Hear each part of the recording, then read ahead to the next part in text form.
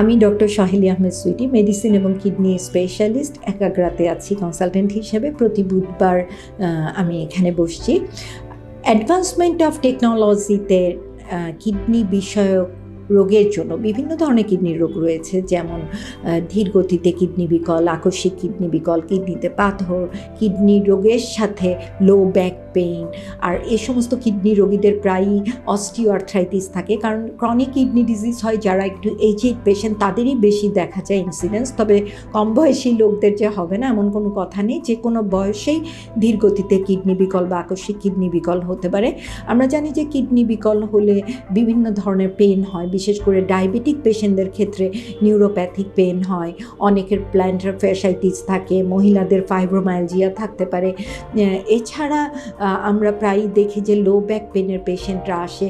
তো আমরা কিন্তু কিডনি স্পেশালিস্টরা সাধারণত ব্যথার ওষুধগুলো অ্যাভয়েড করে থাকি, বিশেষ করে NSAIDs, non steroidal anti inflammatory drugs, অথবা যে কোনো ধরনের ন্যাপ্রক্সেন বা ইনফ্লাম জাতীয় ওষুধ। এগুলো কিন্তু কিডনির পয়েন্টস আরও বাড়িয়ে দেবে।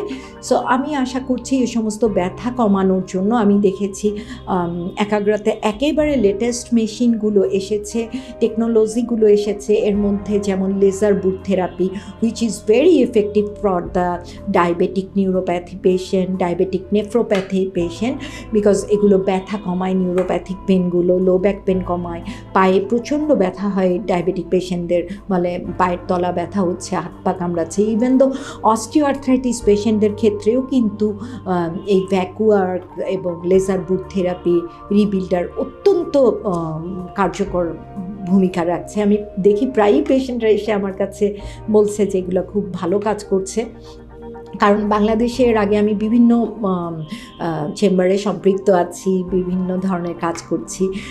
সো আমি দেখেছি যে এ ধরনের মেশিনগুলো, এ ধরনের অ্যাডভান্সমেন্টগুলো বাংলাদেশে শুধুমাত্র একাগ্রাই নিয়ে এসেছে।